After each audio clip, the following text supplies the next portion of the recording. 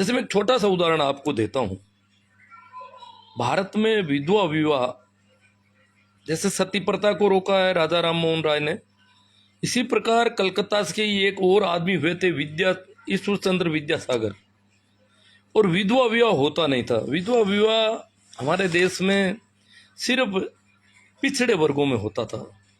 ऊंची जाति जो है, जो कुलीन लोग हैं, ब्राह्मण हैं, जो क्षत्रिय हैं, वैश्य हैं, उनमें विधवा विवाह होते नहीं थे। और जो विधवा विवाह जो जातियां करती थी उनको नीचा माना जाता था। और वो भी क्या करती थी कि रात के अंधेरे में चुपके से, किसी को बता नहीं, कोई गीत गाड़ कुछ नहीं होता, चुपचाप अंधेरे में बैलगाड़ी जोत के आते और बिटिया को बिठा के रवाना कर देते। तो रात के अंधेरे में कोई उसका मुंह नहीं देखे, इस प्रकार की, तो फिर भी विधवा विवाह हो जाता था, कम से कम उसको वापस उसका जीवन खड़ा हो जाता था। तो ये हिम्मत कोई जुटा नहीं पा रहा था और सभी मानते थे, क्योंकि विधवा को बुरी तरह मारा जाता था। उसका खाना पीना, उसका मुंह नहीं देखना, उसको खाने को नहीं देना, उससे कोई बोलना नहीं। तो इस प्रकार की दुर्गति थी, बड़ी दिक्कत थी। तो ईश्वर चंद्र विद्यासागर बंगाल के बहुत बड़े विद्वान माने जाते हैं। तो उन्होंने तय किया कि मैं मेरे बेटे की शादी विधवा से करूंगा। और उन्होंने, तो लोगों ने बड़ा अचंभा हुआ, यार आदमी कैसे करेगा। कहते हैं कि बहुत सारे लोग आए, देखना तो मुंह नहीं चाहते थे विधवा का, तो परंतु दूर से देखते रहे कि वास्तव में ये तो हो रहा है, और उसने करके दिखा दिया।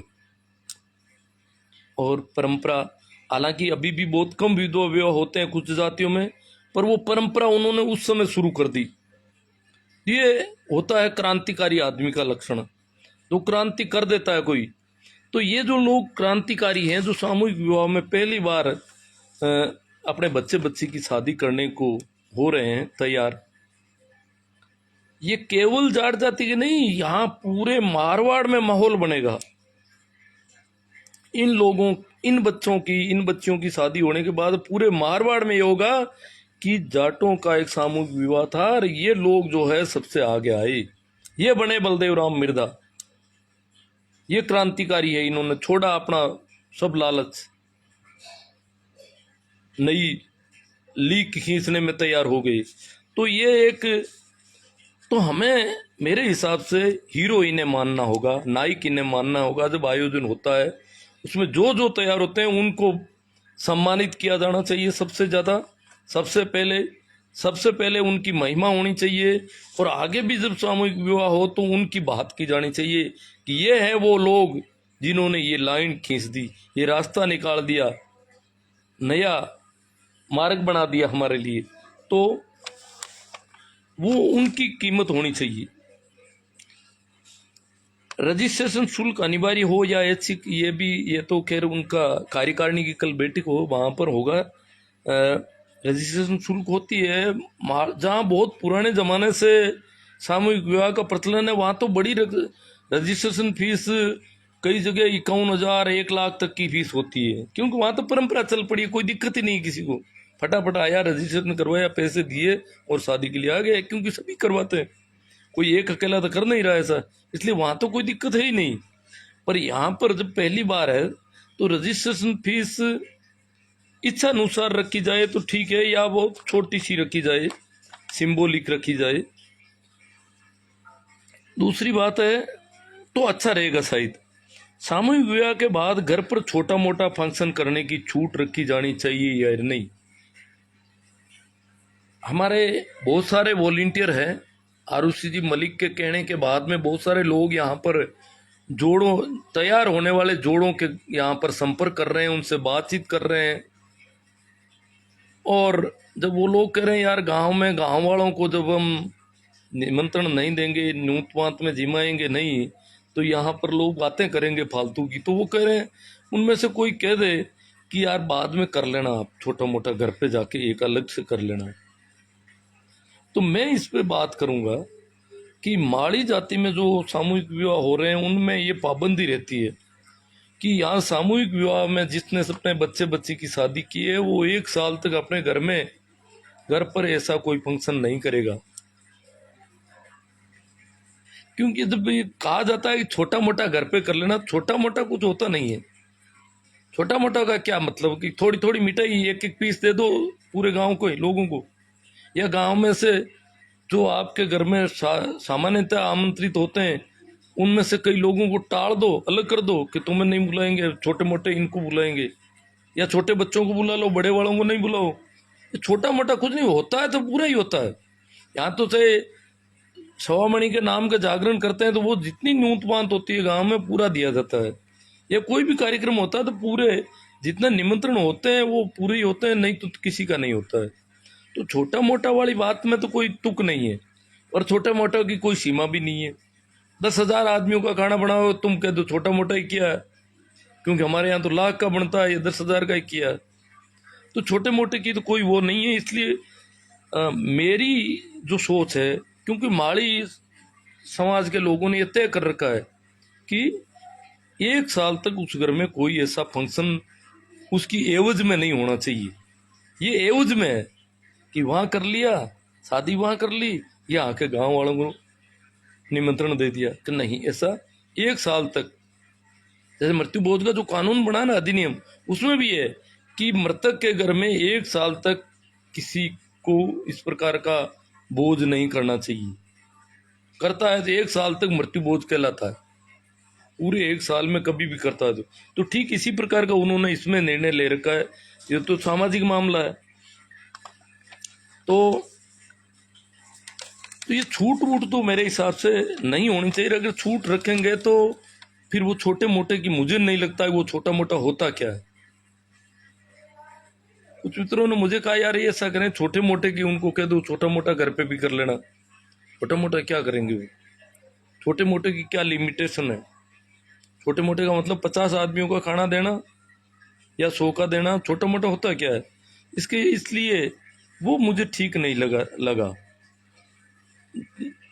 मेरे हिसाब से वो नियम वही रखना चाहिए जो माली जाति के लोगों ने रख रखा है कि 1 साल तक, 1 साल बाद में चाहे बड़ा कर देना, 1 साल तक तो लोग कहेंगे तो सुनना पड़ेगा। तुम अगर क्रांतिकारी हो तो क्रांतिकारी सुन लेते हैं, किसी की परवाह नहीं, कीचड़ उछलता रहता है। क्रांतिकारी अगर परवाह करते हैं तो क्रांतियां होती नहीं इस दुनिया में, समाज आज दकियानूसी बना रहता। सामूहिक विवाह क्या है? एक छोटा सा क्वेश्चन। सामूहिक विवाह की जो परिभाषा मुझे ठीक लगी वो है कि एक से अधिक परिवारों के शादी योग्य सभी जोड़ों के लिए एक ही आयोजन में विवाह करना सामूहिक विवाह है। देखो इसमें देखना है शादी योग्य जोड़े।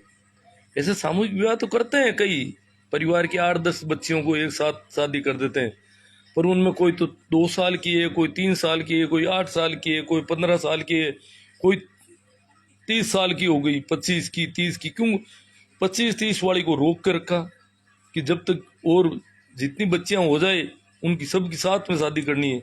वो एक तरह से सामूहिक विवाह कर रहे हैं वो। परंतु ये तो कोई तरीका ठीक नहीं रहा। जिसकी उम्र हो गई शादी की उसकी शादी उसी वक्त होनी चाहिए कायदे से। ये थोड़ा ये छोटी वाली अभी छोटी ज्यादा है या अभी और जन्म लेने वाली बच्चियां हैं उनका इंतजार करेंगे और फिर उनकी सबसे की साथ में करें।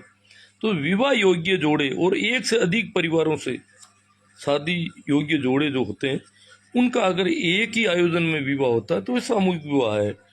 ऐसी प्रथा कहाँ कहाँ पर है उस पर अपन ने चर्चा की अभी। क्या हमारे इलाके के लोग सामूहिक विवाह योजना के संबंध में जानते हैं?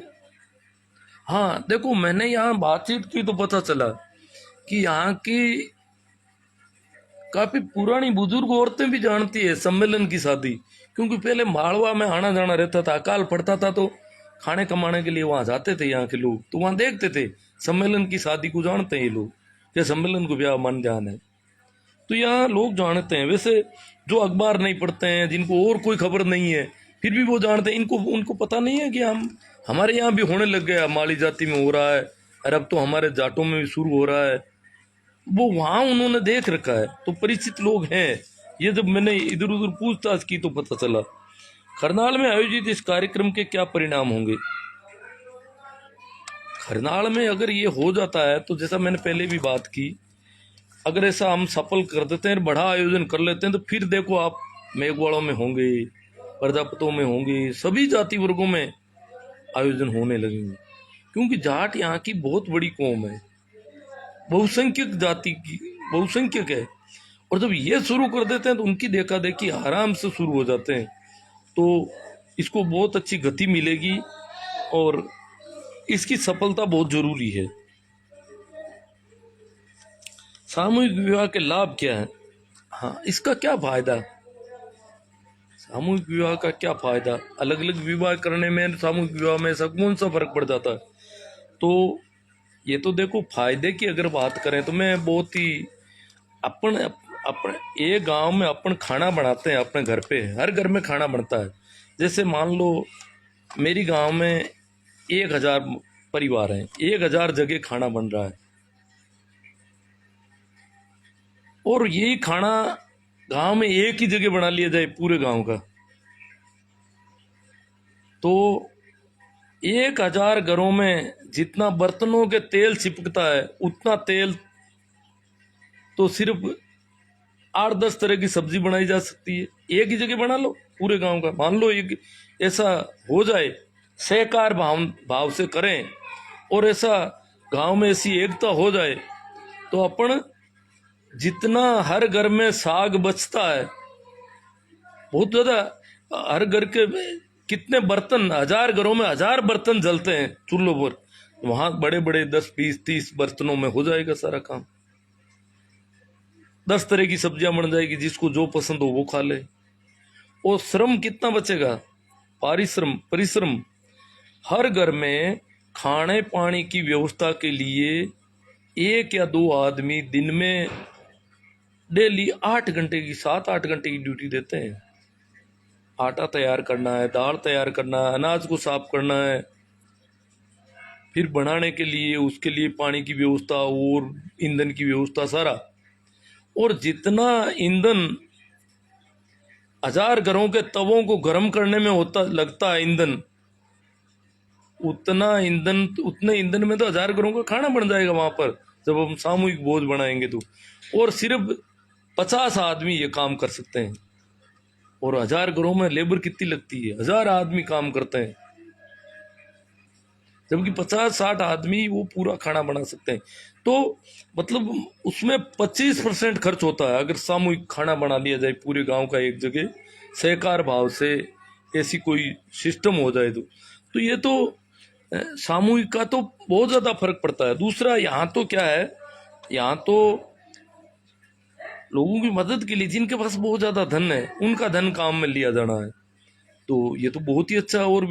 और नहीं भी हो तो जैसे अगर खुद के खर्चे से 50 जोड़े, 50 शादियां जो हो रही है, 50 जने एक साथ शादी करें, किसी से कुछ नहीं ले, तो भी वो जितना 50 शादियों में अलग अलग जगह जो पैसा लगेगा उसका 25% भी नहीं लगेगा।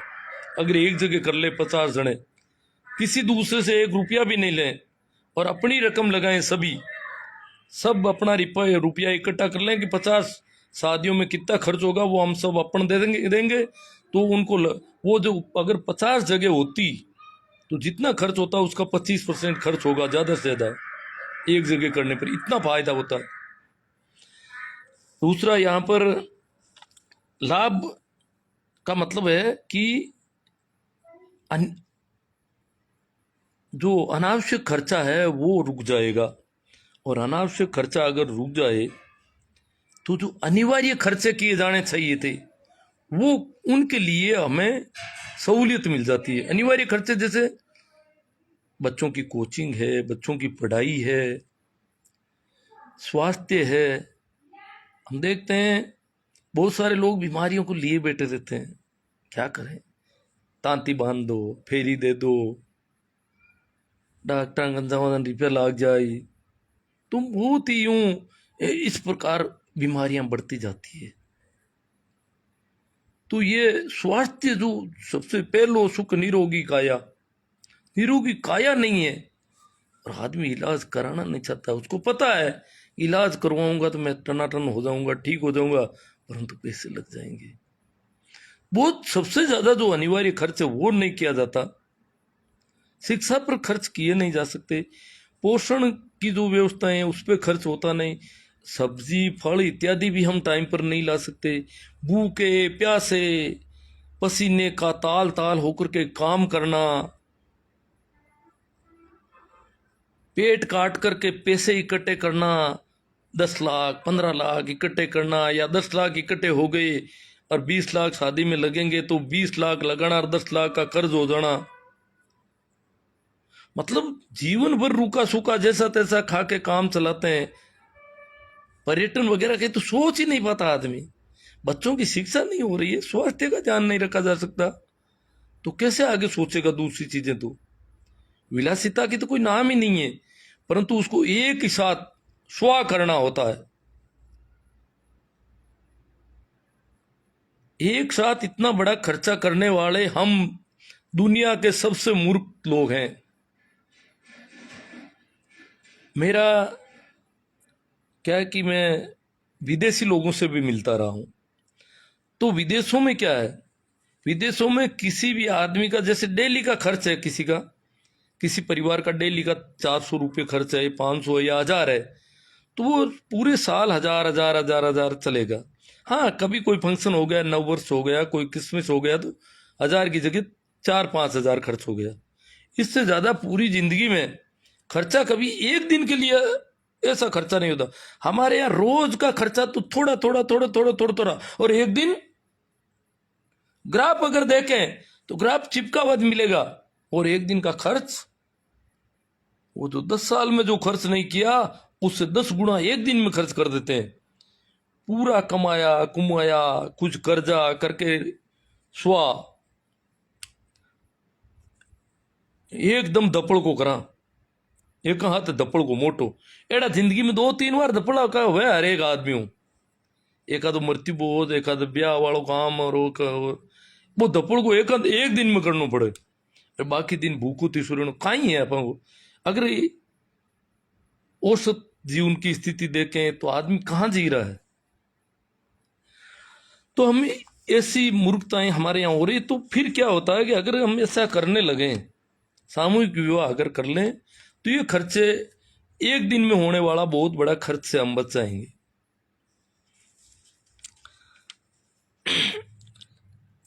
दूसरा, जिस बच्ची की उम्र विवाह योग्य हो गई उसकी शादी उसी साल, जैसे इस साल जो जो बच्चियां विवाह योग्य हो रही है, जो जो बच्चे हो रहे हैं, उनकी आका 30 को करनाल में शादी हो जाएगी।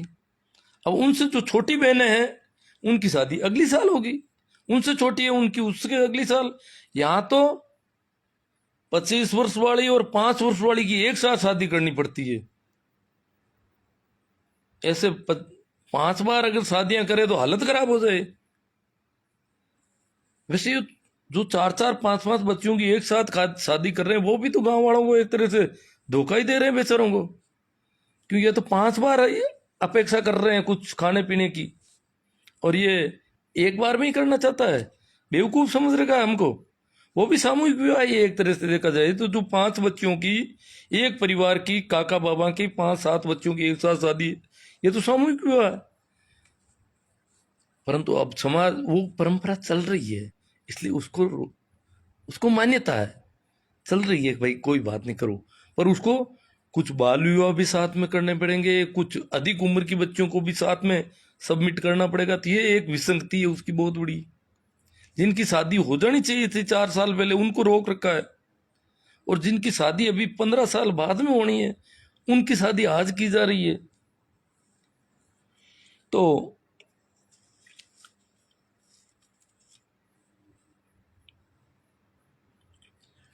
हमारी अगर देखें तो बाल विवाह से बच सकते हैं। दूसरा, पर्यटन इत्यादि के बारे में भी विचार होगा, फिर हम घूमने भी जाएंगे, विदेश तक घूमने जाएंगे। क्योंकि अगर एक साथ एक दिन में 20 लाख 30 लाख जो खर्च हो रहा है वो नहीं होगा तो फिर तो हमारा जीवन का स्तर बदल जाएगा पूरा का पूरा। हर घर में 4-5 गाड़ियां खड़ी रहेगी, कम से कम हर घर में 2 कार तो होगी। आज तो एक कार की भी समस्या हमारे यहाँ पर। अगर हम इस प्रकार के खर्चों पर अंकुश लगा लें तो हर घर में 2-2 कार होगी, कि एक कार इधर गई है तो एक लो, इधर जाना है तो ये लो दूसरी गाड़ी, बाहर निकालो। ये होगा अगर अपन इस प्रकार बचत करना सीख जाएंगे तो, अन्यथा नहीं होगा।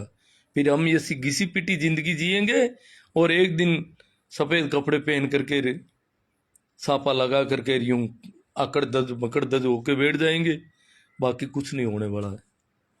तो मैं देखता हूँ, मैंने देखा कि हमारे अगर जाटों में या इन जातियों में जो गांवों में इस प्रकार की दकियानुसी सोच रखती है, उनमें से 95% तो ऐसे लोग हैं जो रेलवे के स्लीपर क्लास में भी कभी नहीं बैठ पाते। वो कुछ नहीं, स्लीपर क्लास बस के किराए से कम है, परंतु वो तो सोचते हैं ये तो पता नहीं किन के लिए बने हुए डिब्बे हैं। रिजर्वेशन का टिकट पहले तो खिड़कियों पे लाना पड़ता था, आज भी मैं मेरे कई टीचर साथियों के 8-10 टीचरों के तो मैंने काम पड़ गया जिनके मैं रिजर्वेशन के टिकट बनाता हूँ। वो कहते हैं हमें तो पता ही नहीं कुछ, टिकट बन गया तो कैंसिलेशन का पता नहीं। टिकट यहाँ से बनाना है नागौर से जयपुर का या नागौर से दिल्ली का, और बाय द वे फुल है तो बोर्डिंग नागौर का रख लें, टिकट पीछे से बना लें और हमें टिकट कंफर्म मिल जाए। ये चीजें पता ही नहीं, यह हालत है हमारी। और रेलवे का, हवाई जहाज का तो अभी सोच ही नहीं पाते। जब तक हमारे पास बचत नहीं हम कैसे करेंगे ये? भाई मैं 60 साल का हो रहा हूं और इस साल पहली बार हवाई जहाज में बैठा हूं। बच्चों का विचार हो गया तो मैंने कहा चलो, तो होटलों में भी रहे, उनका भी पता चला होटलों में कैसा सिस्टम है, हवाई जहाज की यात्रा कैसे की जाती है। परंतु जैसे मैं तो क्या है कि वैसे काफी एडवांस रहा हूं, बाकी मुझे लगता है कि मेरे बराबर की हैसियत वाले, आर्थिक स्थिति वाले बहुत सारे लोग पिछड़े हुए हैं मेरे से भी ज्यादा, कि मैं थोड़ा आगे चलने वाला हूं, आधुनिक सोच का व्यक्ति हूं।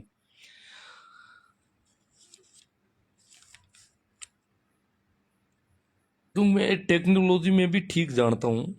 जैसे हवाई टिकट भी बनाने थे, मेरा बच्चा इंजीनियर है, जब भी उसको रेल का टिकट कहीं बनाना तो मुझे ही कहता, दिल्ली जाना हो, चाहे जयपुर जाना हो, चाहे पटियाला जाना हो, कहीं भी जाना हो, मुझे कहता है कि वो कि कहाँ पर पड़ता है, उसके लिए रेल की देखो, मैं उस दिन जाना है। तो टिकट में ही बनाता हूँ, वापसी की टिकट भी मैं ही बनाता हूँ सामान्यतः। तो ये इस प्रकार हवाई जहाज का ये जो काम पड़ा तो उसने कहा पता करो तो हमारी हालत क्या है, मैं किससे पूछूं कि हवाई जहाज में का टिकट बनाना है। तो मैंने ऑनलाइन सर्च किया, टिकट वाला भी मिल गया, परंतु अब लगेज का मामला आ गया, अटक गया। लगेज में ऑनलाइन में जो चीजें देखी वहां मैंने देखा कि इतने इतने इंच तो थैले की लंबाई बैग की, लगेज का बैग, उसमें लगेज बैग अलग होता है, हैंड बैग अलग होता है। आपको भी इसमें थोड़ा हो जाएगा अभी। तो मैंने देखा कि इतने इंच लंबाई ऊंचाई होनी चाहिए, इतनी चौड़ाई हो सकती है, और इतना ये तीनों तरफ के उसके लगेज बैग का एक तय कर रखा है हवाई यातायात के लिए। तो मैंने वो नाप देख के, तो उस नाप जो हमने थैला खरीदा था वो थैला तो इस नाप में बैठ नहीं रहा था। हैंडबैग के भी नाप दे रखे थे, हैंडबैग में तो खैर चलता था, छोटा बैग चलेगा। परंतु मैंने पूछा, काफी कोशिश की इधर उधर मित्रों से, टीचर्स जो थे और भी लोग थे कि यार ये तो लोग तो कहते मैं तो हाल दवाई जहाज में गया ही को नहीं, कोई गियो तो क्या, मैं तो एक लोग गियो जो सामान तो हाथ की हो ही को नहीं। अब हम ज्यादा लोग जाएंगे तो सामान भी चाहिएगा, सर्दी का मौसम था, कश्मीर जाना था हमें। तो फिर बड़ी दिक्कत हुई, फिर मैंने नए थैले खरीदे उस नाप के, और जब वहां गया तो हमने सोचा भाई थैले की वजह से हम अटक जाएंगे, हमें जाने नहीं देंगे, रोक लेंगे। पर वहां गया तो देखा कि जिस प्रकार का लगेज बैग वहां लिखा था वो कोई उसकी कोई पाबंदी नहीं देखी मैंने तो वहां पे, उससे काफी बड़े बड़े बैग लगेज बैग में जा रहे थे, दन्नाड़ चल रहा था सबका। परंतु अनुभव नहीं था, इसलिए हमें काफी दिक्कतें झेलनी पड़ी। अब पता चला कि वो जो इतनी लिमिट रखी हुई है, वो लिमिट तो कागजी लिमिट है। लोग बड़े बड़े थैले लेकर के आ रहे हैं, हाँ ठीक है, थैलों में सामान क्या है, वो तो सब उससे गुजरता है सुरक्षा के लाइन से। तो सामान अगर चाकू वगैरह ऐसी कुछ चीजें हैं तो आपका लगेज अटक जाएगा। तो ये दिक्कत आ गई, क्योंकि अनुभव नहीं था। जिनको भी पूछा उनका भी अनुभव नहीं, ये हालत है हमारी। ये हालत इसलिए है कि हम एक साथ एक दिन में ज्यादा खर्चा और बाकी दिनों में हमारा कोई खर्चा बर्चा कुछ है ही नहीं। बैठे बैठे मुट्ठी भींच के बैठे रहते हैं पूरी जिंदगी कि कोई गिर नहीं जाए चमन कहीं पे, और फिर एक दिन ही खुला कर दिया सारा। और इधर तो देखते हैं लोग मेरे बारे में क्या कह रहे हैं, लोग मेरे को अच्छा कह रहे हैं नहीं कह रहे हैं, लोगों की तरफ मुंह ताक रहे हैं। अच्छा कहाँ कहेंगे, तुमसे तो ज्यादा खर्च कर दिए लोगों ने, और तुमसे और भी ज्यादा खर्च करने वाला कहाँ है, इसकी सीमा क्या है। तो क्या हमारे यहाँ पहले कभी किसी रूप में, एक अगला प्रश्न है चर्चा का विषय है, क्या हमारे यहाँ पहले कभी किसी रूप में सामूहिक विवाह प्रचलन में थे? हमारे यहाँ तो एक बहुत ही अच्छी परंपरा थी, परंतु हम ही उसके विरोध में खड़े हो गए। हम का मतलब मैं बताता हूं कि हमारे इस इलाके में जो नागौर, मुंडवा, मेड़ता, ये इलाका है, भोपालगढ़ वगैरह, इस इलाके में एक ही दिन शादी होती थी, आका तीज को। साल में 365 दिन में से एक दिन शादी होती थी, बाकी कोई शादी नहीं होती। आका तीज का शादी हो गई तो हो गई, नहीं हुई तो फिर अगली आका तीज, इससे पहले कोई शादी नहीं होनी। किसी को पंडित को पूछने की जरूरत नहीं, शादी आका तीज को होगी जितनी होगी। पंडित मिलता है तो ठीक, नहीं मिलता तो नहीं सही। शादी सबकी आका तीज के दिन ही होगी, इसके अलावा नहीं होगी। तो उसमें क्या दिक्कत हुई? उसमें दिक्कत हुई कि मैंने देखा कि बहुत बात आज से 40 साल पहले की है। मेरी बहनों की शादी थी, तो उसमें मैं प्लास्टिक की गिलास किराए पे लाया नागौर से। तो जितना उस प्लास्टिक की गिलास की कीमत होती थी, यूं शरबत पिलाने के लिए प्लास्टिक की गिलासें किराए पे लानी पड़ी। तो जितनी उसकी कीमत होती थी उतना ही किराया, और बाजार में गिलासें मिलती नहीं। वो तो टेंट वाले तो पता नहीं कहाँ से, जयपुर और से बाहर से मंगाते होंगे। बाजार में इस प्रकार आज की तरह सप्लाई नहीं थी, स्टील वगैरह के बर्तन भी नहीं थे उस जमाने में। तो हमने सोचा भाई प्लास्टिक की गिलास में थोड़ा पिलाएंगे तो ठीक लगेगा। देखो उस जमाने की बात कर रहा हूं मैं, इतना भारी किराया।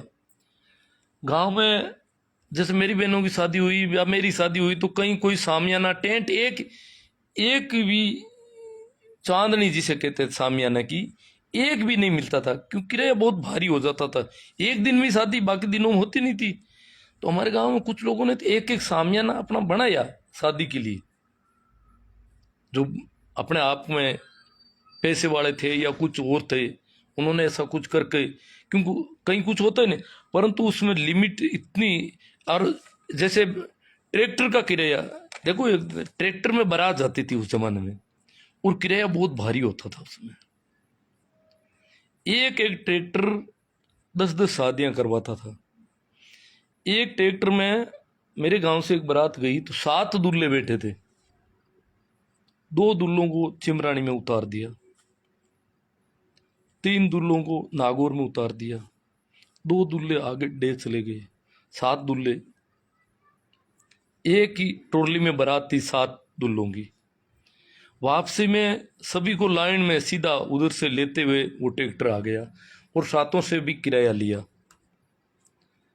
ये तो हुआ सीधी लाइन का। सीधी लाइन अगर नहीं मिलती तो ये भी इधर उधर पूछते हैं कि वहां से वो बारात है तो वहां वो उस बारात को उतार के वहां से वो बारात उठाएगा, वहां से वो। एक ट्रैक्टर कई जगह घूमता, और कई बार दूसरा दिन हो जाता तब तक ट्रैक्टर वहां पहुंचता नहीं, तो वो बहुत महंगा पड़ता था। हमने कहा यार ये तो मामला गड़बड़ है। दुकानों में हर चीज बहुत महंगी होती थी। भी क्या होता, गदा लूटनी अटे इलाका में लोग कहता आका तीज ने गदा लूटनी क्यों डूगा। और मैं क्यों यार, अपन तो बेवकूफ, अपन लोग लूट रही, आप आका तीज क्यों करो ब्याह, कोई पहली कर दो, कोई पच्चे कर लो, पूनम का हरू करिया, पूनम का हरू करो कि और कणाई करो। आका तीज का कहीं, आका तीज का पंडित जैसे कहीं जीवता रह गए, लाड़दा मर जे गए, यूं करके रही एक हवा चल पड़ी, और हमने वो आका तीज का दिन छुड़वा दिया। मैं भी शामिल हूं, बहुत सारे और लोगों की एक हवा चल पड़ती है, तो हवा चली और वो टूट गया। आका तीज का दिन वाला नियम टूट गया। तो आका तीज को एक शादी भी नहीं होती यहाँ पे, जबकि गांव में 50-50, 60-60 शादियां एक दिन में होती थी। तो वो बहुत ही लिमिटेड खर्चा होता था, वो एक तरह से सामूहिक विवाह था, परंतु वो तो हमने बंद कर दिया क्योंकि उसमें चीजें बहुत महंगी मिलती थी, इस चक्कर में हमने बंद कर दिया। इसी प्रकार मृत्युबोध के साथ विवाह होते थे, वो भी हमारे यहाँ पर समाज की मीटिंगें की गई कि मृत्युबोध के साथ कोई विवाह नहीं करेगा। बाड़मेर में आज भी होते हैं। हालांकि मृत्युबोध वाला तो थोड़ा वो एक मामले में ऐसा गड़बड़ था। देखो, जिन्होंने मृत्युबोध पर विवाह करने की शुरुआत की वो क्रांतिकारी लोग थे, उनको पता था कि मृत्युबोध तो रुकने वाला नहीं है, तो करें क्या, इसके साथ में शादी कर लो, मृत्युबोध तो होना ही है। वो ये तो समाज में संभव नहीं हम मृत्युबोध नहीं करें, क्यों, खाने वाले तो आज भी इस युग में भी जो बड़े बड़े पढ़े लिखे लोग हैं, बड़े बड़े विद्वान हैं, बड़े बड़े अधिकारी हैं, जिनके पास गाड़ियां हैं, वो जाते हैं मृतक के घर पर, कहते हैं सांत्वना देने, और बैठ जाते हैं थालियों पर, डकारें लेते हैं बड़ी बड़ी। तो घर वालों को पता है कि सांत्वना वांत्वना कुछ नहीं देने आए हैं, खाने के लिए आए हैं, इनके लिए नहीं बनाओगे तो क्या करेंगे, इनको सांत्वना देनी पड़ेगी। फिर मृतक के घर वाले क्यों भोजन बनाते हैं, इसलिए बनाते हैं कि जो खाने के लिए आ रहे हैं बड़े बड़े अधिकारी लोग, बड़े बड़े कर्मचारी अधिकारी, मैं जाता हूं तो टीचर साथ में होते हैं तो खाने के लिए टूट पड़ते हैं खाने पर। टीचर अकेले नहीं, पुलिस वाले भी टूट पड़ते हैं, तहसीलदार टूट पड़ता है खाने पर, थानेदार टूट पड़ता है, क्यों, वहां तो जमकर खाने का मौका मिलता है। तो जो परिवार बैठा है, मूंड मुंडाए बैठे हैं, जो मृतक के बेटे बेटी हैं, बेटे वगैरह हैं, भतीजे हैं, उनको पता है कि इन लोगों को नहीं खिलाया तो सांत्वना इनको देनी पड़ेगी कल। इनको हम कैसे हिम्मत बनाएंगे कि भाई खाना तो है नहीं, अब आप वापस कैसे जाओगे, ये रोने लग जाएंगे यहाँ पर। इसलिए यहाँ तो करना ही पड़ेगा। बट की घनी मोड़ माड़ दी के दिन भाई मोड़ा पड़ जाए, अगर कोई चहल पहल नहीं है खाने पीने की तो वो सांत्वना देने आए वो खुद उदास हो जाते हैं एकदम से। तो जो जिन लोगों ने ये शुरुआत की उन्होंने कहा यार मृत्युबोध तो वैसे ही बंद नहीं होना, तो साथ में शादियां तो करो। परंतु उसमें भी बड़ी दिक्कत थी, डोकरा डोकरी ने मरण उड़ी था, छोरियां मोटी मोटी हुई घर में। उसमें शादियां सिर्फ लड़कियों की सामूहिक होती थी, लड़के वाले तो अलग अलग बरातें लेकर के आते थे, कोई कहीं से कोई कहीं से, पर लड़कियों की करते थे। उसमें भी वही छोटे मोटे का बहुत ज्यादा अंतर। तो अब अपन बात करेंगे जाट सामूहिक विवाह के लिए खरनाल का ही चयन क्यों हुआ। खरनाल का चयन होने के पीछे कारण है कि तेजा जी का नाम है और ये बहुत बड़ा सहारा होता है। जैसे मैंने कहा सरकारी योजना हो जाए तो सहारा मिल जाए, इसी प्रकार तेजा जी के नाम का भी सहारा मिलेगा। कुछ एक दो जनों ने मुझे कहा कि यार नागौर में कर लेते हैं, अच्छी बिल्डिंगें हैं, किसान छात्रावास है, लेट बात कमरे वगैरह सुविधा है। नहीं, अब जब हम पहली बार कर रहे हैं तो खरनाल से करें, इसकी हेल्प मिलेगी हमें। लोग कहेंगे भाई खरनाल में है इसलिए चलना चाहिए, ठीक बात है, तो इसलिए इसका चयन हुआ है। और खरनाल में अगर हो जाएगा तो फिर खरनाल में तो होगा ही वो, तो फिर अगली साल कहेंगे भाई भोपालगढ़ में करो, नोखा मंडी में करो, मेड़ता में करो, चारों ओर इसको फैलाओ। इसके पड़ोस के इलाके में अगर करेंगे 50 किलोमीटर की दूरी पर, 60 किलोमीटर की, तो पहले वाले का सारा उहान मिल जाएगा। पिछली बार खरनाल महोत्सव बहुत अच्छा हुआ, हम भी करो।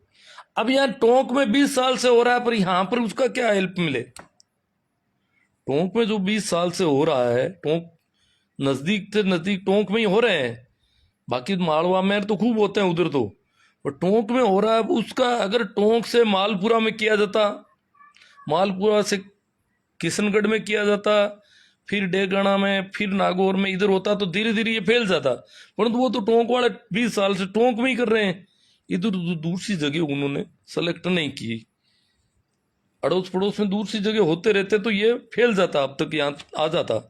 हर 3-4 साल बाद में 50 किलोमीटर आगे के किसी कस्बे का चयन करके और चारों ओर ये फैलाने का होता तो अच्छा रहता। पर खैर, इसलिए हमें बहुत ही इसमें संघर्ष करना पड़ेगा इसकी सफलता के लिए।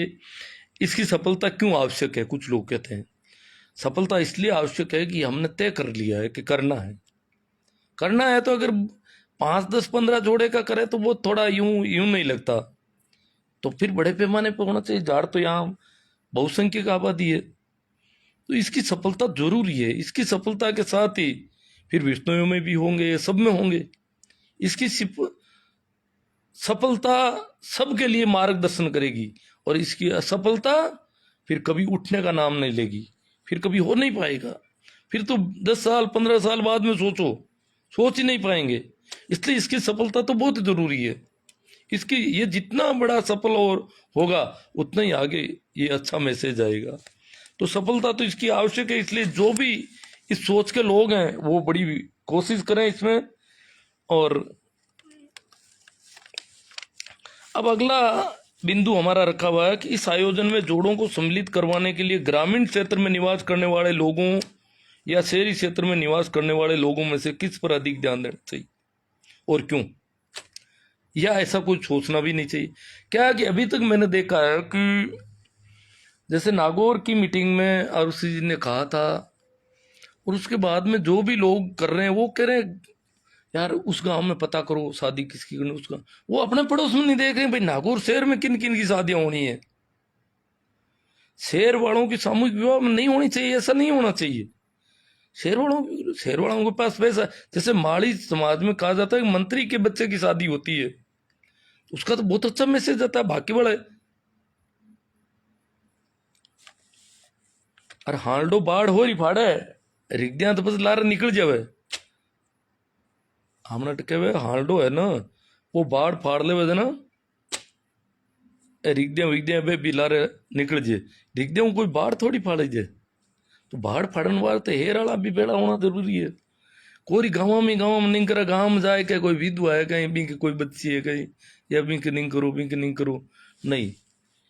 मेरी मान्यता है कि कुछ उन पैसे वाला लोगों को आगे आना पड़ेगा अपने बच्चों की शादी करने में। हाँ, भविष्य में ये मानते हैं कि वो सबके काम आएगा, गरीबों के ज्यादा काम आएगा, जिनकी आर्थिक स्थिति कमजोर है उनके ज्यादा काम आएगा, परंतु जो संपन्न लोग हैं उन्हें भी आगे आना चाहिए इसमें कि हम करते हैं हमारी शादी बच्ची की। क्योंकि संपन्न और फिर शहर ग्रामीण का क्यों फर्क डाल रहा हूं, गांव में भी संपन्न मिल सकते हैं। गांव में सामाजिक दबाव व्यक्ति पर ज्यादा होता है शहर की अपेक्षा। गांव में कौन क्या कर रहा है, किसकी क्या कंडीशन है, पूरे गांव की नजरें होती है हर घर पर, हर व्यक्ति पर। शहर में ऐसा नहीं है, ऐसा कम है। गांव में जो गांव की नूत पात है उसका पूरा ख्याल रखना पड़ता है, शहर वालों को ये जरूरी नहीं है इतना। शहर में पुरानी नूत पात है नहीं, नागौर में जैसे है, जोधपुर में तो कुछ एक वर्षों पहले ही जाके बसे हैं, उनकी क्या पुरानी वहां की नूत पात होगी, तो वो उनके चल जाता है। तो शहर वाले इसमें मेरे हिसाब से शहर वालों को तो कन्विंस करना ही चाहिए। शहर वालों पर नजर ही नहीं रखें अपन, उन पर ध्यान ही नहीं दें कि भाई इनके भी तो बच्चा है, इनके भी बच्ची है, आप चलो आपका ठीक रहेगा। वो हम नहीं कर रहे हैं। तो मेरे देखे शहर वालों पर ध्यान दिया जाना चाहिए, केवल ग्रामीण लोगों पर, ग्रामीण पृष्ठभूमि के लोगों पर ध्यान नहीं देकर के शहर वालों पर भी दिया जाना चाहिए। शहर वालों के सरलता अधिक रहेगी अपेक्षा ग्रामीण की। गांव का आदमी सामाजिक गुलामी जीता है, गांव के आदमी पर समाज का सामाजिक दबाव, सामाजिक आतंक, दहशत ज्यादा होती है शहर के बजाय। शहर में कोई किसी पर इतनी उंगली नहीं उठा सकता जितनी गांव में उठा सकता है। तो मेरा मानना है कि शहरों पर भी ध्यान दिया जाना चाहिए गांवों के साथ साथ। जबकि अब तक मैं देख रहा हूं सभी लोग दौड़ दौड़ के गांव में जाके पूछते हैं कि खरनाड़ में गुणा करना, पालड़ी में, बनगांव में, बागरोद में। अरे तो थांग नागौर में ही तगड़ा बेटा हो तो हम कितना जोड़ा तैयार करिए होते हैं बे क्या नागौर वाला था कहीं को, तो क्यों भाई नहीं, ये बिल्कुल ये जो नागौर वाले ये गलत सोच रहे हैं। नागौर वालों को पहले तैयार होना, हम उनके पीछे चलेंगे। नागौर वालों के बिना हमारी औकात क्या है। नागौर जोधपुर जो बड़े शहरों में रहते हैं उनकी कुछ हैसियत भी होती है, और क्रांति में तो क्रांतिकारी तो वही होने चाहिए जो पढ़े लिखे लोग हैं। आप भेड़ चराने वाले से क्रांति की अपेक्षा करते हैं, ये नहीं चलेगा। तो मेरा मानना है कि शहर में भी, शहर के में जो शादियां होनी है अगले 2-3 महीने में, उन पर भी उतना ही फोकस किया जाए जितना गांव पर किया जाए। मैं इन्हें नहीं कहता गांव पर मत करो, गांव पर भी करो, परंतु एक तरफा नहीं। हम गांव वाले तैयार हैं, हम तो कर रहे हैं मेहनत गांव में। शहरों पर भी ये होना चाहिए, क्योंकि शहर वाले के लिए अलग सरलता ज्यादा रहेगी गांव के बजाय। गांव में तो फिर शहर वालों के पीछे पीछे गांव वाला भी पार पड़ जाएगा, आराम से चलेगा कि शहर वाला ही कर रहे हैं, फलान जी कर रहे हैं। तो गांव वालों की हिम्मत रहेगी। गांव में कोई बोलेगा कि बट करो जन मान को जिमा हो गई, तो यार बे हेर वाला ही कर रही है, यूं कहीं करो, तो एकदम उसको, उसके पास पावर होगा। तो ये मेरे हिसाब से दोनों तरफ ध्यान दिया जाना चाहिए। निवासी स्थान, एक तरफा निवासी स्थान पर नहीं दे। अब हम इस आयोजन की सफलता के लिए क्या प्रयास करें, ये आयोजन सफल रहे, क्यों मैं कई दिनों से ये चिंता करता रहता हूँ। हालांकि मैं तो पिछले 2 महीने से बीमार हूँ, लगभग स्वास्थ्य मेरा साथ नहीं दे रहा है, पर ठीक नहीं हूँ, इसलिए पर चिंता तो कर ही रहा हूँ, इधर उधर बातचीत भी करता हूँ किसी से। तो मैंने जो देखा है कि इसकी सफलता के लिए हम क्या क्या करें तो हम ठीक पार पड़ेंगे। तो ये मेरा जो देखना है उसमें मैंने ये देखा, एक तो कि हमें इसके लिए किस परिवार के लोगों से संपर्क करना चाहिए, कौन से परिवार के, क्या गरीब परिवार के, क्या पैसे वाले परिवार के, क्या पढ़े लिखे परिवार के, क्या खेती बाड़ी से जुड़े परिवार के, क्या अपने नजदीकी रिश्तेदार से, अपने भाई से, अपनी बहन से, या जो अनजान है उनसे। तो इसमें मैंने देखा कि हमें इसके लिए प्रयास करना चाहिए अपने सबसे ज्यादा विश्वास फेथफुल जो व्यक्ति है उस परिवार से, जो परिवार हमारे ऊपर बहुत ज्यादा भरोसा, तब हम उससे बात कर पाएंगे। बाकी आप अनजान आदमी से बात करोगे कि तुम सम्मेलन में शादी कर ले चल, तो पता नहीं वो क्या सोचे, वो उस बात का बतंगड़ कहीं और कुछ और नेगेटिव बना दे। तो हमें उस विश्वास पात्र की, ये किसी को कहेगा नहीं, हम इससे बात करते हैं भाई इस प्रकार की योजना आई है, और इस योजना में जो पहले पहल भाग लेंगे वो बलदेव राम मिर्जा होंगे, वो सर छोटू राम होंगे, वो भगत सिंह होंगे। ये जो गुलामी हम जी रहे हैं अभी सामाजिक, इसकी आजादी की लड़ाई में भगत सिंह वो है जो सबसे पहले अपने बच्चे की शादी करेगा। ये हमने सोचा है, माना है, आयोजन करता ये मानते हैं कि जो अपने बच्चे बच्ची की शादी करेगा वो भगत सिंह है। तो उसमें उसको थोड़ा, तो भाई क्या करें, भगत सिंह की भूमिका में हम हो सकते हैं, हमें फांसी भी नहीं चढ़ना पड़ेगा। सिर्फ यही है, 2-4 ये भूखमरे लोग हैं, ये ची ची करेंगे गांव में कई दिन तक, पड़े करेंगे, नाम निकल जाएगा, दुनिया याद करेगी कि खरनाल में जब सन 2024 में जब हुआ था तो फलां गांव के फलान जी ने अपने बच्चे की शादी की, फलान जी ने अपने बच्ची की शादी की। ये है नींव के पत्थर जिनकी वजह से आज ये सामूहिक विवाह का सिलसिला चल पड़ा। जब ये प्रचलन में आ जाएगा, जब ये आजादी हो जाएगी चारों ओर, तब आजादी के दीवानों को याद किया जाएगा कि हम तो गुलामी में जीते थे, गांव वालों से डरते थे, गांव वाले क्या कहेंगे, गांव ये पहले जिन लोगों ने हिम्मत बढ़ाई है, उस गांव के फला आदमी थे, उस गांव के वो थे, उस गांव के वो थे। जिस प्रकार ठाकरों के सामने जब पहले जो लोग आगे बढ़े थे जागीरदारों के जुल्मों के खिलाफ, जैसे आसोप में पांचा राम जी भाकल, भाकरोद में हीरा राम जी, नारवा में श्री राम जी सोऊ, अष्टोड़ा में भाई सेंगबा थे, नाम भूल रहा हूं मैं बाबा का। तो ये जो लोग थे, वैसे बलिदान भी हुए डूंगर राम जी दाड़मी में, तो ये जो लोग थे उनको आज याद किया जाता है कि वो थे जिन्होंने इतनी हिम्मत की, ठाकरों की आंख में आंख डाल करके बात करने की हिम्मत की, मौत की परवाह नहीं की। तो जब ये सामूहिक विवाह का प्रचलन चलेगा पूरे मारवाड़ में, तो कहा जाएगा कि जब खरनाल में पहला पहल हुआ था तो सिनोद के फला आदमी ने ऐसा इसमें भाग लिया था और कहा था मेरे बच्चे की शादी करो, आप मेरी बच्ची की करो। ठाडोगढ़ में उसने हाँ भरी थी। ये थे भगत सिंह के परिवार के लोग। इन्होंने इस क्रांतिकारी कदम, ये हीरो है, ये नायक है, ये होना चाहिए। तो ये बात हम करेंगे जाकर के, जिनसे करेंगे कि भाई देखो तुझे में हिम्मत और एक डरपोक आदमी से बात नहीं करनी है, वो चाहे अपना नियरेस्ट भाई भी हो। भाई भी अगर ज्यादा डरपोक है तो सुन, नहीं, थोड़ा हिम्मत वाला हो, कम डरता हो लोगों से, उससे कहेंगे, हमारा विश्वास पात्र हो। उस परिवार में भी किस व्यक्ति से कहेंगे अपन बात, जो ज्यादा क्रांतिकारी लगता हो हमको, जो ज्यादा दकियानूसी नहीं हो, ज्यादा रूढ़िवादी नहीं हो, उससे करेंगे। चाहे वो लड़का भी हो सकता है, लड़की भी हो सकता है, पिता भी हो सकता है, दादा भी हो सकता है, दादी भी, माँ भी। किसी घर की स्त्री ज्यादा यूं लगती है तो उससे करेंगे। देख लो, करना है तो पहला काम है, और पहले काम में जो आगे बढ़ेंगे वही तो मार्ग निकालेंगे, रास्ता वही तो तैयार करेंगे। रास्ता होगा तो फिर तो कोई चल देगा।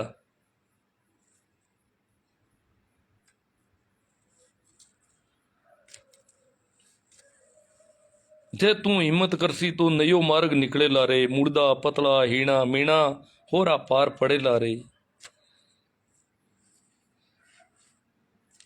तो उस परिवार के, फिर उस परिवार के सेकंड जो कम रूढ़िवादी है उससे बात करेंगे, फिर करके फिर पूरे परिवार को विश्वास में लेना। ये नहीं है कि लड़के लड़की को नहीं कहा अपन ने, पूरे परिवार को फिर वहां रजिस्ट्रेशन के लिए संपर्क करना। लड़के लड़के से भी बात करना जरूरी है। हमने एक छोटी सी घटना, छोटी नहीं वो तो बहुत बड़ी घटना हो गई, करनू की घटना है 4 महीने पहले की, पता हो तो। माड़ी जाति का कोई परिवार था और लड़की ने अपने पिता को मार दिया सामूहिक विवाह में। विवाह से वो नाखुश थी कि मेरा विवाह सामूहिक में क्यों कर रहे हो। अखबारों में खबर छपी कि घर के हालात देख सामूहिक सम्मेलन में शादी करवानी चाहिए, तो बेटी को नागवार गुजरा और पिता को मौत के घाट उतार दिया। हालांकि ये देखो, खबर छापने वाले भी बड़े बदमाश लोग हैं कि आर्थिक रूप से कमजोर लोग ही शादियां करेंगे सामूहिक विवाह। ये नहीं सोचना चाहिए, कोई भी कर सकता है सामूहिक विवाह में शादी। जरूरी है कि कमजोर आर्थिक स्थिति वाला ही करे, परंतु वो उस गरीबी को पहले उजागर करना चाहते हैं। तो वो बहुत ही गलत घटना हुई, कारण कि उस बच्ची को विश्वास में नहीं लिया बाप ने। और वहां तो प्रचलन तो चल रहा है, लंबे समय से चलन था, परंतु बाप को क्या पता था कि बेटी इतनी नाराज हो जाएगी कि एक दिन उसे मार भी देगी इस बात के लिए।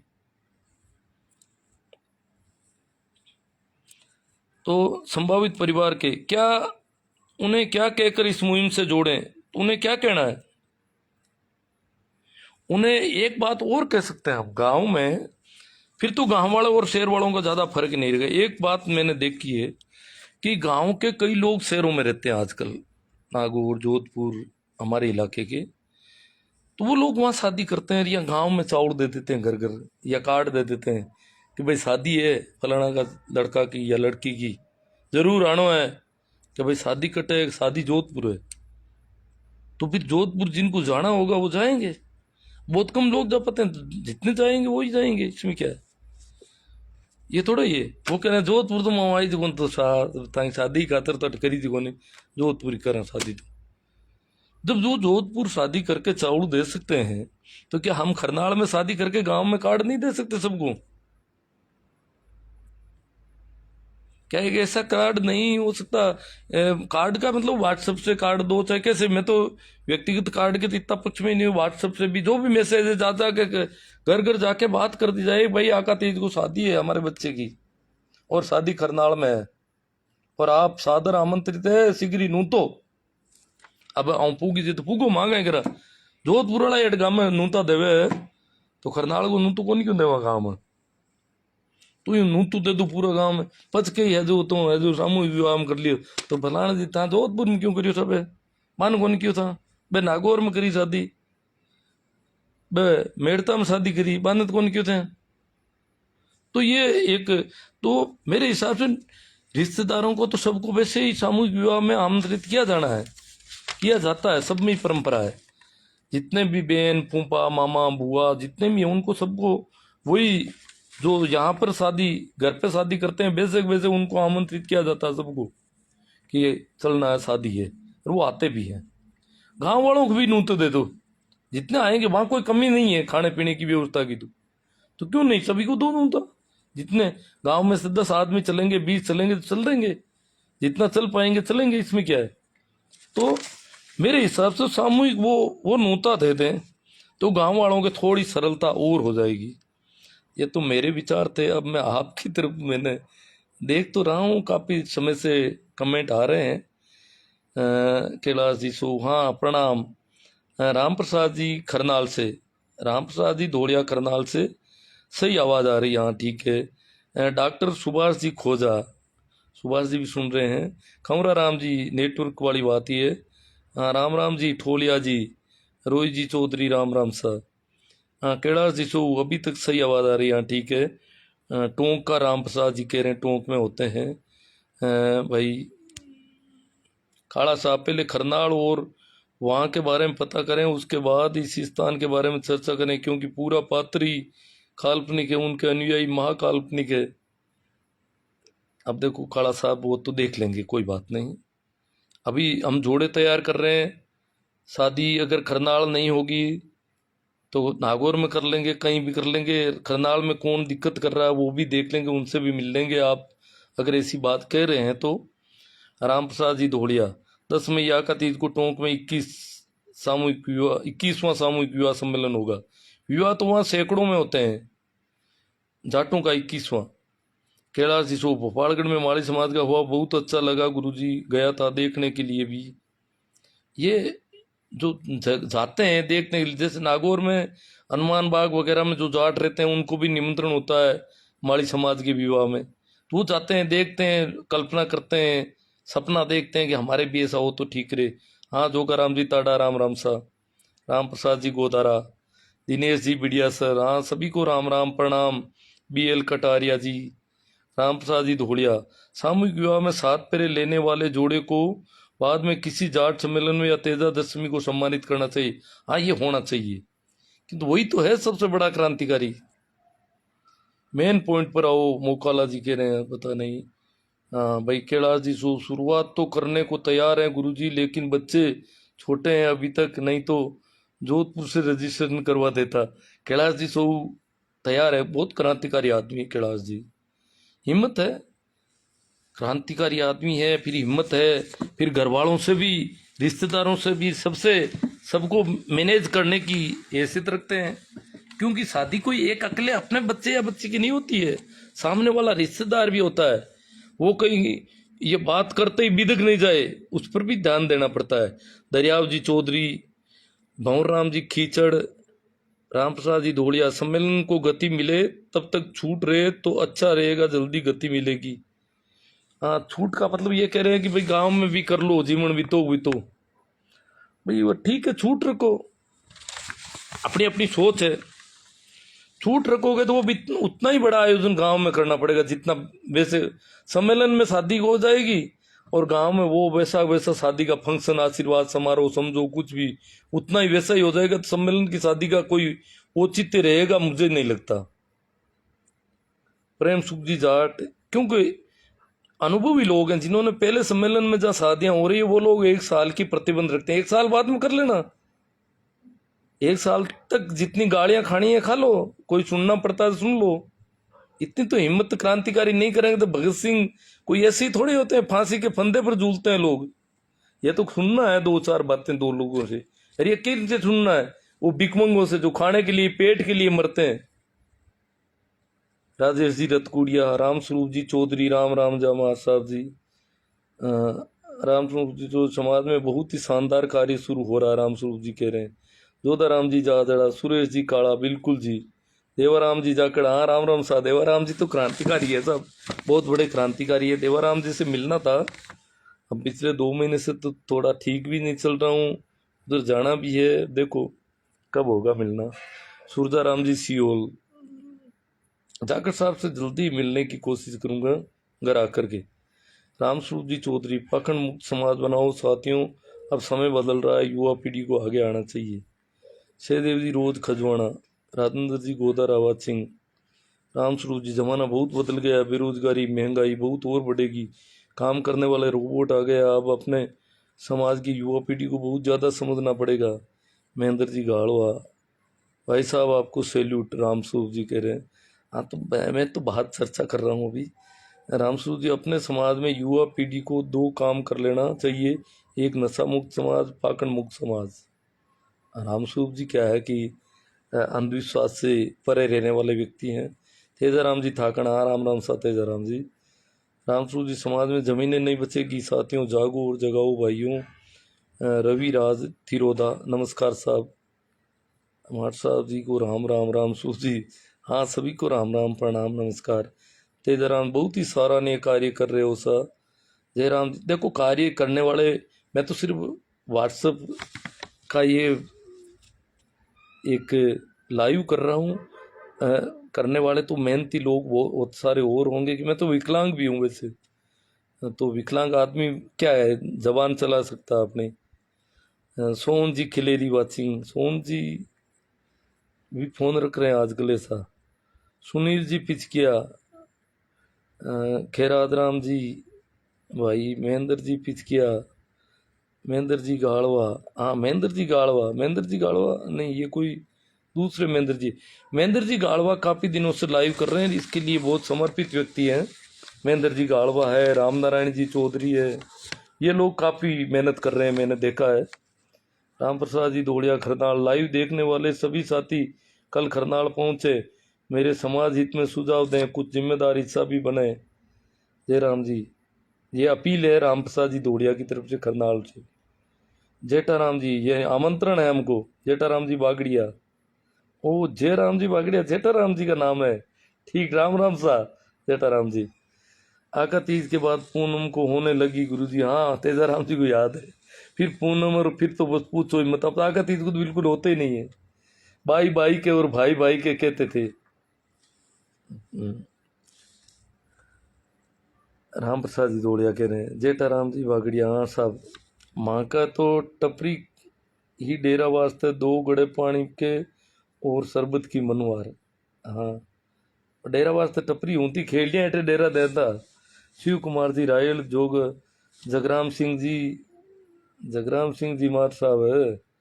हाँ भाई मोहन लाल जी, गुरु जी 60 वर्ष की उम्र में आप पहली बार जहाज में बैठे हो तो ये विचारणीय विषय है। इसका कारण यह नहीं है कि आपको जानकारी नहीं, इसका कारण यह है कि आप आधुनिक वित्तीय शिक्षा से बिल्कुल ही वंचित रहे हो, और हमें इन सामूहिक विवाहों के साथ साथ वित्तीय शिक्षा की भी जरूरी करनी चाहिए। जो मल्टी लेवल मार्केटिंग, पूंजी स्कीम्स के इतर निवेश यथा फ्यूचर प्लानिंग, हेल्थ इंश्योरेंस आदि से जुड़ी हो, तभी सबका भला होगा। बाप जी, कोई जुआ सट्टा में मत बजाए दिया था फ्यूचर प्लानिंग का नाम। किसान की सबसे बड़ी प्रॉब्लम, वह हमेशा जूते पहनकर मोजे पहनने की कोशिश करता है, शर्ट पहनकर, जूते पहनने के बाद में मोजे, शर्ट पहनकर बनियान पहनने की कोशिश करता है। उसको पहले क्या करना चाहिए ये कभी नहीं सोचता। ठीक है, जीवन पर रगड़ रगड़ के जीता है, ये मिलती जुलती बात ही कर रहे हैं, मेरे पक्ष में ही कर रहे हैं। हाँ भाई तेजाराम जी उड्डा, ग्रेट वर्क आपका भी। कैलाश कृष्ण गोपाल जी, बेरू राम जी शिवर, पहले बड़े घराने वालों को करना चाहिए। नहीं नहीं, सभी को साथ, मतलब बड़े घरानों को टाला नहीं जाना चाहिए, मैं ये कहता हूँ। कल को कहते तुम्हारे पास तो पैसे, तुम नहीं भाई, तुम अलग रहो, अभी हम गरीबों का करेंगे पहले, ऐसा नहीं हो। पैसे वालों के संबंध में भी सोचना चाहिए, उनका बच्चा बड़ा है तो उनसे भी बात कर लो, आपके मित्र है, भाई है, बंधु है, बहन है, बहन के घर में पैसा ठीक है तो बहन से भी बात की जा सकती है। गिरधारी राम जी, राम प्रसाद जी दुखड़िया, सही बात है। हाँ, ओटो हो रहा चाला, ओटो मोटूड़ा ओट हो जाए। क्रांतिकारी तो विचार होता है, छोटे बड़े का फर्क नहीं होता है। बेरू राम जी शिवर, बहुत ही सराहनीय कार्य। नेम जी सोमरवाल, नेम जी क्रांतिकारी व्यक्ति है, इससे अच्छा काम समाज को मजबूत करने का और कुछ नहीं हो सकता। आज नहीं तो कल समाज को सुधरना ही पड़ेगा। जिस प्रकार से महंगाई बढ़ रही है और आमदनी घट रही है, इसलिए खर्च कम करने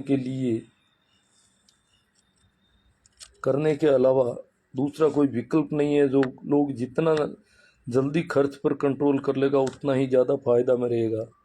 देवाराम जी गोरछा अच्छी पहल है। सुखराम जी सियाग, निर्मला जी कुरीवाल, हाँ राम राम सा सभी को राम राम। देवाराम जी गोरछिया, बाणिया तो पुष्कर में शादी करते हैं गुरुजी, करनाल क्या दूर है। हाँ करनाल तो और ही नज़दीक है। पवनलाल जी गोदारा, मुकेश जी जाट जाइल। चलो हो गई अपनी बातचीत हो गई काफ़ी। और आज शायद नेटवर्क की प्रॉब्लम तो नहीं रही है। कल बहुत ज़्यादा लोग जुड़ रहे थे, कल नेटवर्क प्रॉब्लम आ गई। हाँ तो जुड़ कोई नहीं रहा था, पर नेटवर्क की प्रॉब्लम तो नहीं रही। ये अच्छा रहा। जुड़ लेंगे, बाद में देख लेंगे जिनको देखना होगा। आपसे यही अपेक्षा रहेगी कि इसे ज़्यादा से ज़्यादा शेयर करें, इस पर कमेंट करें, इसे लाइक करें। Thank you. एक बार फिर आप सभी को राम राम, प्रणाम, नमस्कार।